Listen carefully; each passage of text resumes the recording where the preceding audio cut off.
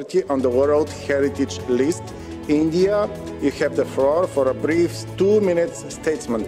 Thank you. Thank you, Mr. Chair.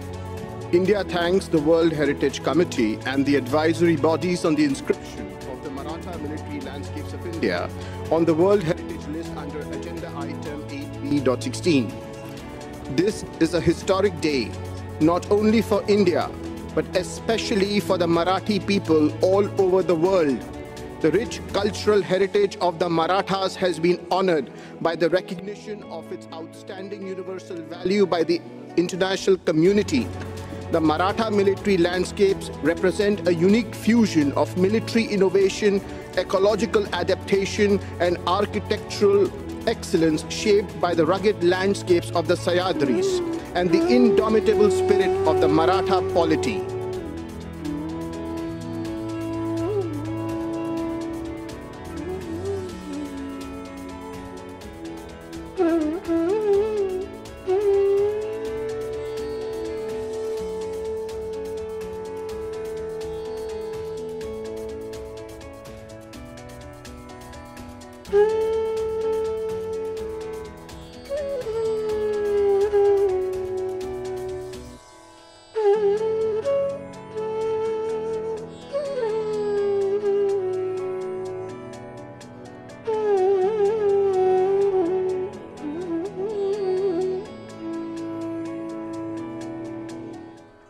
महाराष्ट्रातील गडकिल्ले ही आपली स्फूर्तिस्थळ आहेत.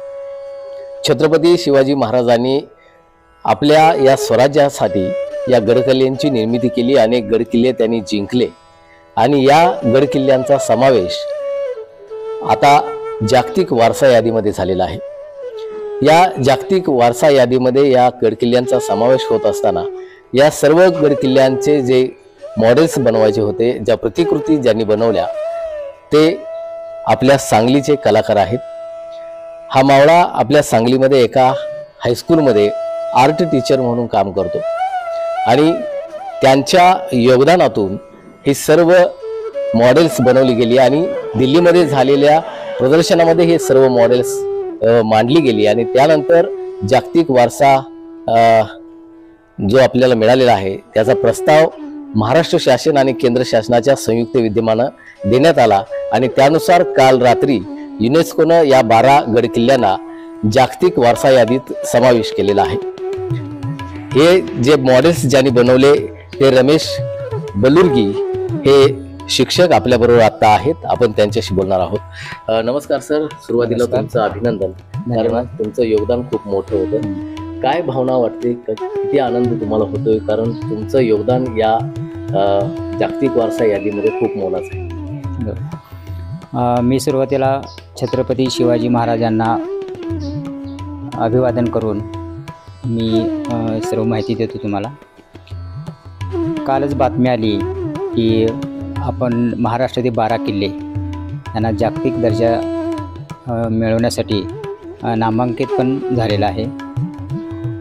आणि हे किल्ले करत असताना की प्रत्येक किल्ल्यावर जाऊन मोजमाप घेणं आणि तिथे काय ज्या वास्तू आहेत त्या वास्तू कशा असतील, कारण आता सर्व वास्तू बघितल्या तर सगळे पडझड झालेले. त्यानंतर अखिल महाराष्ट्र गिर्यारोहण महासंघ यांची जी काही टीम आहे त्या टीमनं माझं नाव सुचवलं की माझ्याकडूनच 12 किल्ले तयार करून घ्यायचे. त्याने अगोदर माझी गुगलवर सर्च करून त्यांनी माझं काम सगळं बघितलेलं होतं आणि त्यांना 2 प्रकारचे आर्टिस्ट पाहिजे होता, एक मॉडेल तयार करणारा आणि एक पेंटिंग करणारा. आणि ह्या दोन्हीचा समन्वय जर व्यवस्थित असेल तर ते मॉडेल खूप सुंदर होण्याची शक्यता असते, असा त्यांचा समज होता. मग त्यांनी ठरवले की बाबा मला काम त्यांनी द्यायचं ठरवलं. त्यांनी विचारले की बाबा मी मॉडेल्स तयार करता का. आता 2-4 महिन्यानं युनेस्को टीम भारतात येणार आहे आणि त्यांना दाखवण्यासाठी तुमच्याकडं प्रतिकृती करून हव्या आहेत. त्यानंतर मी त्यांना होकार दिला आणि अवधी खूप कमी होता, कारण एक किल्ला जरी करायचं म्हटलं तरी त्याला 2 ते 3 महिने लागायचे, म्हणजे अगदी प्रोफेशनल करायचं म्हटलं तरी. कारण कसं आहे, त्या किल्ल्यामध्ये जिवंतपणा जर असेल तरच तो किल्ला शोभून दिसतो. मग त्या टीमनं सांगितले की आम्ही तुम्हाला जे काही मटेरियल असेल ते तुम्हाला मटेरियल सगळं आणून देईन. आता मटेरियल म्हणजे मला कुठलं मटेरियल लागणार होतं की त्या किल्ल्यावरचं मला काही किल्ल्यावरचा जास्त अभ्यास नव्हता. त्या लोकांनी सांगितले आम्ही किल्ल्यावर जाऊ, मोजमाप घेऊ आणि तुम्हाला सर्व आर्किटेक्चरल प्लॅन तुम्हाला देऊ, म्हणजे त्याची कंट्रोल फाईल असते. आणि मग ठीक आहे, मी पण होकार दिला, कारण माझं नशीब एवढं चांगलं की शिवरायांचं काम मला करायला मिळतं. आणि त्यानंतर मग आम्ही कामाला लागलो. 2 दिवसातच मटेरियलची अवेलेबल मी करू लागलो आणि ते सुद्धा किल्ल्यावर गेले. त्या किल्ल्यावरची पडझड झालेली फोटोज असतील त्याचे फोटोग्राफ्स केले. परत खालचे जे काही फाउंडेशन आहे त्या फाउंडेशनवर वरची वास्तू कशी असेल ते दिसून येतं. आणि फाउंडेशनचा पण शोध लावला, कारण ते लोक इतके दर्दी होते, दुर्गप्रेमी होते, कारण ते किल्ल्यांसाठी खूप झटायचे. त्यांनी परत फाउंडेशनचं वगैरे सगळे मेजरमेंट आणून दिलं, किती आकाराचा, किती लांबी, रुंदी, त्याची उंची, फाउंडेशनची जाडी किती, त्याच्यावर वरच्या इमारती किती मजली असतील. आणि पूर्वीच्या काळात उत्तर ती छपराची सगळी राजवाडी असायची, कारण त्या काळात पाऊस वगैरे जास्त असला तरी ती पाणी सहजासहजी खालीची. मला त्यावेळी कळलं की पूर्वीच्या काळी नळीची कौलं वापरलं जायची, म्हणजे एवढा त्यांचा अभ्यास होता. त्यांनी सगळं मला मटेरियल प्लॅन वगैरे आणून दिला. मी पण जरा समजून घेतलं. परत तो प्लॅन फोम बोर्डच्या सहाय्यानं सगळं मॉडेल्स तयार करायचे मी ठरवलं, कारण फोम बोर्ड अशी हे आहे की खराब होत नाही, त्याला पाणी जरी लागलं तरी त्याला काय म्हणजे नुकसान वगैरे काय होत नाही. फोम बोर्डची निवड केली आणि ते आर्किटेक्चर प्लॅन पद्धतीनं मग फोम बोर्ड कटिंग वगैरे करून जसं त्यांनी मेजरमेंट मला दिलं त्या मेजरमेंटप्रमाणे मी सुरुवात केली. सुरुवातीला मी रायगड हा किल्ला घेतला, कारण रायगड आणि राजगड हे महाराष्ट्रात ते म्हणजे प्रसिद्ध किल्ले आहेत, कारण ते किल्ले जर असतील तरच त्या सर्व किल्ल्यांना शोभा आहे त्याची. सुरुवातीला मी रायगड किल्ला केला. त्याची हाईट, आता ते रायगड खूप मोठा आहे आणि ते कंटेनरमध्ये सुद्धा बसलं पाहिजे, कारण हे सर्व किल्ले दिल्लीला जाणार होते. त्यामुळं कंटेनरचं माप घेतली. कंटेनरचा जो काय हौदा जो असतो तो 7 फूट बाय 20 फूट, 22 फूट, 23 फूट असं आपल्याला मिळतं. पण रेग्युलर 6.5 फूट आणि त्याची जी काय लांबी असेल ती लांबीमध्ये कमी जास्त पण व्हायचं. त्यामुळं सर्व किल्ल्यांची लांबी 6.5 फूट घेतली, जेणेकरून कंटेनरमध्ये ते सर्व किल्ले बसतील. त्यानंतर पहिला रायगड करायला घेतला. रायगड करत असताना पहिला त्याची लांबी खूप होती, 14 फूट लांबी होती आणि 6.5 फूट रुंदी होती. आणि इतका भव्य किल्ला, वरचा जो बघितलं 1200 एकरमध्ये, खालचा तो किल्ल्याचा पायथा जो म्हणतो ते 1200 एकरमध्ये होता. आणि त्यानंतर वरचा माथा जर बघितला तर तो सुद्धा साधारण 800-900 एकरचा होता तो. मग एवढी मोठी भव्य रायगडची प्रतिकृती आपल्याला छोटंसं मॉडेल करायचं आहे.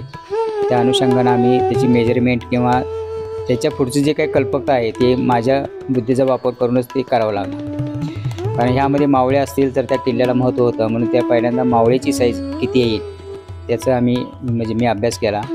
आणि शेवटी असं निष्कर्ष आला की 3 ते 4 सेंटीमीटरचा मावळा घेतला तर ही आपली रायगडची भव्यता जाणवते. सुरुवातीला फोम बोर्ड कटिंग केले, पण कटिंग केल्यानंतर ते पायऱ्यासारखं स्टेप बाय स्टेप दिसतं ते. त्यानंतर पूर्ण किल्ला जर करायचा असेल तर दगडाचा इफेक्ट जाणवला पाहिजे किंवा गवताचा इफेक्ट जाणवला पाहिजे, म्हणून मी वर्तमान पेपर गोळा केले. रायगड किल्ल्याला जवळजवळ 100 किलो वर्तमान पेपर मी वापरले. त्या ठिकाणी वर्तमान पेपर घ्यायचा, चुरा करायचा, त्यामध्ये फेविकॉल मिक्स करायचं, त्याचे गोळे छोटे छोटे गोळे करायचे आणि त्या फोम बोर्डवर ते सगळे जसं आपण मातीचा किल्ला करतो तसं आम्ही त्या कागदाचा किल्ला तयार केला. कारण कागदामध्ये जर फेविकॉल जास्त असेल तो नंतर वाळल्यानंतर खूप घट्ट होतो आणि स्ट्रॉंग होतो. अशा पद्धतीने कलर काम करून ते रायगड हा किल्ला पूर्ण केला. खरं बघायला गेलं तर किल्ल्यांचे जे वैशिष्ट्य आहे शिवाजी महाराजांच्या किल्ल्यांचं, ते खंदक असतील, बुरुज असतील, माचे असतील, या सर्वांचाच वारसा, हे जे वास्तुकला जी आहे पूर्वीची मराठ्यांची किल्ल्यांसंदर्भातली, यामुळेच हा जागतिक वारसामध्ये आपली नोंद झालेली आहे. हे सर्व जे कौशल्य होतं पूर्वीच्या लोकांनी जे गडकिल्ले बांधताना केले, त्याचे कसं काय तुम्ही यामध्ये समावेश केला? ॲक्च्युली मला जास्त एवढं काय माहीत नाही आहे, पण मला जसं ती मला माहिती आणून द्यायची त्या पद्धतीने मी ते करत होतो.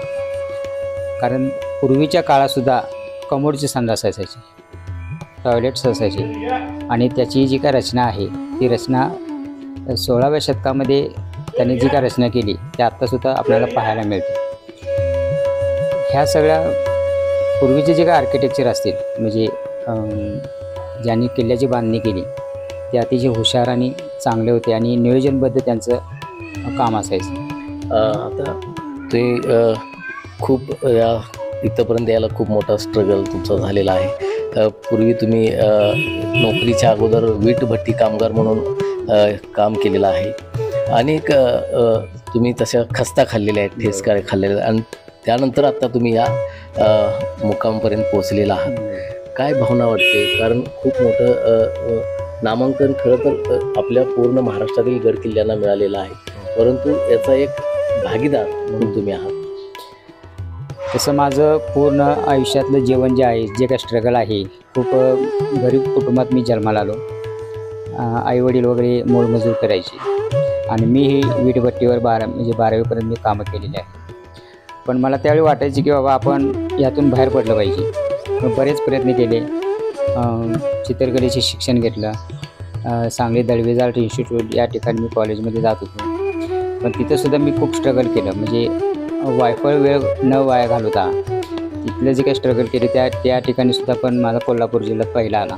तिथून मला जरा कलेची आवड निर्माण झाली. मग कालांतरानं परिस्थिती बघून आपण जरी काहीतरी करून दाखवावं या जिद्दीनं मी पूर्वी पेंटिंग्स करायचो, फोटोग्राफी केली आणि बरेच असे काही उद्योग केले, पण त्यात मला कुठं यश मिळालं नाही आहे. त्यानंतर मला लक्षात आले की तुमच्या अंगामध्ये जर नाविन्य जर असेल तरच समाज तुम्हाला किंमत देतो. त्यानंतर मग मी शोधू लागलो आपण काहीतरी करायला पाहिजे. मग त्या काळात मी जवळजवळ 2003मध्ये ग्लास पेंटिंगची सुरुवात केली. आता लोकांना कसं आहे, वेगळं काहीतरी पाहिजे असेल तर त्याचं नाव होतं. मग आपण कागदावर सहजरित्या आपण चित्र काढू शकतो, समोरून पेन्सिल घेतली की आपण चित्र काढू शकतो. पण मला काहीतरी वेगळं करायचं होतं म्हणून मी प्रवाहाच्या विरुद्ध दिशेनं जायचा प्रयत्न चालू केला. म्हणजे काय, पूर्वीचं आता जो तुम्हाला राज्याभिषेक दिसतो, हाच राज्याभिषेक मी 2003ला उलटं पेंटिंग केलं. म्हणजे ग्लासच्या बाहेरून न करता पाठीमागनं पेंटिंग केलं, तुम्हाला ते पुढून सरळ दिसतं. त्यामध्ये ते करत असतानासुद्धा मला त्यावेळीसुद्धा प्रसिद्ध भरपूर मिळाली. आणि त्यावेळी म्हणावं तसं चित्र कपडे गेले नाही, कारण परिस्थितीला मला मात करायचा होता. त्यानंतर अजून दुसरं काहीतरी करायला पाहिजे म्हणून मी या मॉडेल क्षेत्रामध्ये वळलो. पूर्वी मॉडेल, आता कसं डिजिटल युग आलेलं आहे, कॅम्प्युटर वगैरे सगळं तुम्हाला तयार मिळतं, त्यामुळे ह्या मॉडेलमध्ये जास्त कोण इन्व्हॉल्व होत नाही. पण मी काहीतरी करून दाखवायचं म्हणून मॉडेल क्षेत्रामध्ये जायचा विचार केला. मग बरेच आर्किटेक्चर लोकांना भेटलो, त्यांना या कामाची माहिती दिली. मला मॉडेलचं काम द्या, मी तुम्हाला फ्रीमध्ये करून देतो किंवा तुम्ही स्वतः खर्च द्या. असं करत करत बरेच मॉडेल्स मी फुकट तयार केले. आणि असंच एक देव माणूस मला भेटला, ATA स्टुडिओचे आर्किटेक्चर प्रमोद चौगुले यांनी मला एकच काम दिलं, पण त्यांनी दिलेलं काम हे खूप त्यांना आवडलं. तिथून ते म्हणले की इथून पुढे तू मॉडेलची कामं करत जा, मी तुला काय असेल ते तुझं मानधन देत जाईल.